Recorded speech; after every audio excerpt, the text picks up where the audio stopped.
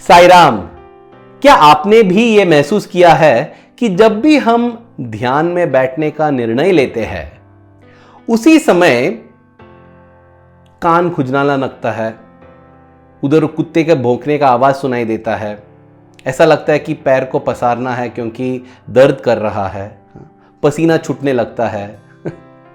जब हम ये चाहते हैं कि तन और मन शांत रहे उसी समय वे हमें सताते हैं। शायद हम अपने शरीर पर काबू पा लेते हैं, लेकिन मन को नियंत्रण करना बहुत मुश्किल है। लेकिन अगर हम अपने विचारों पर और अपने मन पर काबू पा सकते हैं, क्योंकि विचारों से ही मन बनता है, विचारों के बिना मन है ही नहीं। स्वामी बोलते हैं कि एक कपड़ा जो है वो मन की तरह है और उसमें जो धागे हैं वे विचार है। अगर हर एक विचार को हम निकाल दे तो कपड़ा ही नहीं रहेगा। उसी प्रकार हर विचारों को दूर करने से मन ही नहीं रहेगा। तो विचारों पर काबू पाना बहुत कठिन है, लेकिन वो अगर हम कर पाते हैं तो हमें बहुत अद्भुत शक्ति प्राप्त हो जाता है। एक बार मैंने ये पढ़ा था परमहंस योगानंद जी के किताब में ऑटोबायोग्राफी ऑफ अ योगी, एक योगी का आत्मकथा। उसमें वे लिखते हैं कि एक बार जब वे ध्यान में बैठे थे तब उनके गुरु उन्हें बुलाने लगे। ये हमेशा होता था, जब भी ये बैठते हैं ना ध्यान में, मुकुंदा करके आवाज़ आता है, उनके गुरु युक्तेश्वर गिरी जी की आवाज़। और इन्हें लगता था कि क्या ये गुरुजी जब भी मैं ध्यान में बैठता हूँ कुछ ना कुछ काम देते हैं और मुझे डिस्टर्ब करते हैं, मेरा ध्यान बिगाड़ देते हैं, ध्यान भंग कर देते हैं। ऐसे हमेशा सोचते थे और उन्हें लगता था कि ये गुरुजी मुझे ध्यान ही नहीं करने देते। एक बार ऐसा हुआ कि जब वे ध्यान में बैठे थे, गुरुजी ने उन्हें नहीं बुलाया, तो ये खुश हो गए, हाँ ठीक है आज तो मैं ध्यान कर पाऊंगा। और जैसे ही ध्यान में जा रहे थे ना, उनके पैर पर आ बैठा एक मच्छर और वो मच्छर काटने लगा और वो चुभ रहा था। उनको मन कर रहा था कि मैं हाथ उठा के उसे मार दूं। मतलब एक क्षण में आ जाता है वो गुस्सा और वो भाव कि अरे मार देना है, लेकिन वो करने से पहले अपने आप को वे रोक लिए और उन्होंने कुछ नहीं किया। वो मच्छर को जितना खून पीना था वो पी लिया और वो चला गया। और जैसे ही ये तृप्त हो रहे थे और संतुष्ट हो रहे थे कि मैंने अपने ऊपर काबू पा लिया, तब आता है आवाज, मुकुंदा। अरे यार, ये गुरुजी फिर से मेरा ध्यान भंग कर रहे हैं। लेकिन गुरुजी ने जो बताया वो सिर्फ मुकुंदा और मतलब परमहंस योगानंद जी के लिए नहीं, हम सब के लिए बहुत महत्वपूर्ण है।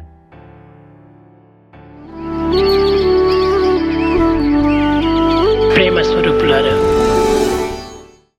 जैसे ही परमहंस योगानंद जी अपने ध्यान से बाहर आए, तब उनके गुरुजी ने उनसे कहा, क्यों अपने आप को रोक लिया? मार देना चाहिए था उस मच्छर को। अरे वाह, मतलब सोचिए गुरु की शक्ति कैसी है। वो जान गए इनके मन में क्या चल रहा था। गुरु सब जानते हैं तो सदगुरु का क्या बात करे। तो उन्होंने कहा, गुरुजी मैंने तो रोक लिया, मैंने अहिंसात्मक रीत से बैठ गया। नहीं, तुमने तो हिंसा कर दिया मन में और अपने विचारों में, उसे ऑलरेडी मार दिया तुमने। बस हाथ का चलाना बाकी था, चला दो। मन में जो होता है ना वही बाद में हो जाता है। जो हम सोचते हैं वही सच हो जाता है, क्योंकि हम माने या ना माने, हम सब भगवान के अंश है। तो हमारा संकल्प भी भगवान का संकल्प है। हमारे स्वामी ने भी यही सबक सिखाया था एक विद्यार्थी को, जिसका नाम है इंद्रेश्वर सिंह सिरोही। भाई इंद्रेश्वर राजमाता गुलाब कनवरबा जी के पोते हैं। मतलब राजमाता वही है जिन्होंने स्वामी को द्वारका और जामनगर यहाँ सब लेके गई थी। स्वामी वहाँ गए थे इनके बुलाने से ही, तो उनके पोते हैं ये। और इन्होंने बताया कि एक बार वे बैठे थे मंदिर में इंटरव्यू रूम के सामने और बहुत गुस्से में थे क्यों गुस्से में थे? क्योंकि उनके परिवार में एक मुनिम था जिनको इन्होंने रखा था मुनिम। वो मुनिम ने क्या किया था? सब पैसे हड़प लिया था, परिवार का पैसे, और इतने चतुराई से किया था, चालाकी से, कि उसे फंसाने का कोई तरीका नहीं था। कुछ कर नहीं पा रहे थे ये लोग वो पैसे वापस लेने के लिए। अभी क्या करें, इंद्रेश्वर को बहुत गुस्सा था, इसलिए वहाँ बैठकर आंखें बंद करके वो सोचने लगा इस मुनिम के बारे में। और जैसा ही ये मुनिम का प्रतिमा उसके सामने आया ना, उसको इतना गुस्सा आ रहा था कि उसको मार रहा था, मुक्के मार रहा था, एक के ऊपर एक, ऐसा चाहता था कि ये मर जाए मुक्के खा खा के, क्योंकि इतना गुस्सा है मुझे उस पर। इसी समय जो साक्षात्कार कक्ष है, इंटरव्यू रूम, उसके दरवाजे खुल गए, मतलब जोर से खुल गए, और स्वामी बाहर आए। स्वामी बाहर आके इसे बुलाए, इंद्रेश्वर, गोपाल अंदर आओ। इसे स्वामी गोपाल बोलते थे, वहाँ युक्तेश्वर गिरी मुकुंदा बोलते हैं, यहाँ स्वामी गोपाल बोलते हैं। गोपाल या मुकुंदा उसी का नाम है, और यही सबक है। जब भाई इंद्रेश्वर अंदर गए तो स्वामी उससे बोलते हैं, तुम क्या कर रहे हो? स्वामी, मैं तो कुछ नहीं, मैं ऐसे ही शांत बैठा हुआ हूं। नहीं, तुम हत्या कर रहे हो, एक नहीं बल्कि 3 हत्या। स्वामी, मैं कहां हत्या? फिर क्या, तुम ऐसे मार रहे हो उसे, वो मर जाएगा, उसके बाद फिर से मार रहे हो, फिर मर जाएगा, फिर से मार रहे हो, ऐसे मत करो। स्वामी सब जानते हैं, मच्छर को मार रहे हो या मुनिम को, भगवान, सद्गुरु, गुरु सब जानते हैं। फिर स्वामी कहते हैं कि तुम शरीर से करो या मन से करो, वही पाप तुम्हें भुगतना पड़ेगा। क्या तुम तैयार हो वो पाप भुगतने के लिए, 3 हत्या का?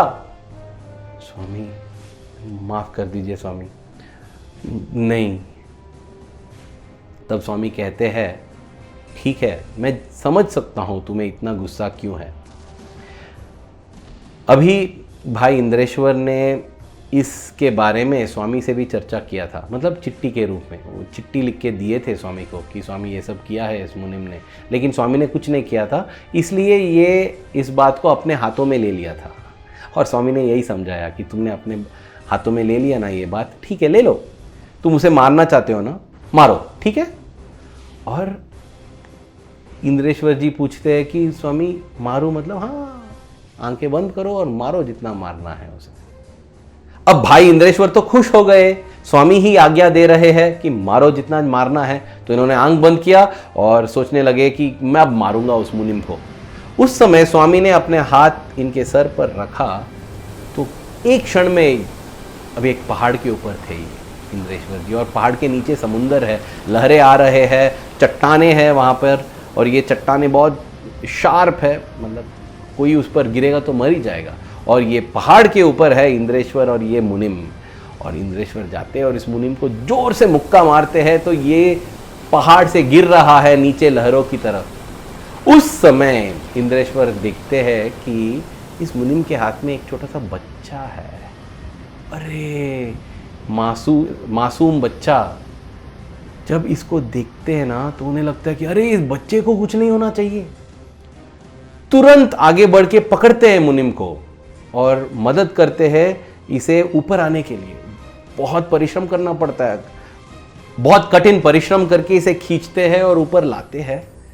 उसके बाद इंद्रेश्वर जी थक गए, उधर ही लेट जाते हैं पहाड़ पर। उस समय स्वामी ने फिर से इनके सर पर हाथ लगाया और ये आए बाहर इस ध्यान से, इस विजन से। और फिर स्वामी पूछते हैं, कैसा लग रहा है? स्वामी, थका हुआ हूं लेकिन बहुत खुश हूं। खुश हो क्यों? क्योंकि स्वामी, उस बच्चे को मैंने बचा लिया। बच्चा मर रहा था स्वामी, वो ठीक नहीं है। फिर स्वामी कहते हैं, तुम्हारे और उस मुनिम के बीच में जो भी कर्म था ना, वो सब मिट गया है। अभी तुम्हें उस पर गुस्सा नहीं है ना, इसलिए वो सब मिट गया। और फिर स्वामी ने इंद्रेश्वर को ये समझाया कि जब भी तुम्हारे जिंदगी में किसी से तुम बहुत नफरत करते हो, किसी पर बहुत गुस्सा है आपको, तब उस समय वो चीज के बारे में सोचो जिसके कारण तुम्हारे हृदय में प्रेम आए, प्रेम, प्रबल प्रेम। और इसलिए सबसे बेहतर है प्रभु के बारे में सोचना, क्योंकि जब हम स्वामी के बारे में सोचते हैं ना, दिल में प्रेम ही प्रेम जाग उठता है, क्योंकि स्वामी ही प्रेम है, प्रेम ईश्वर है, ईश्वर प्रेम है।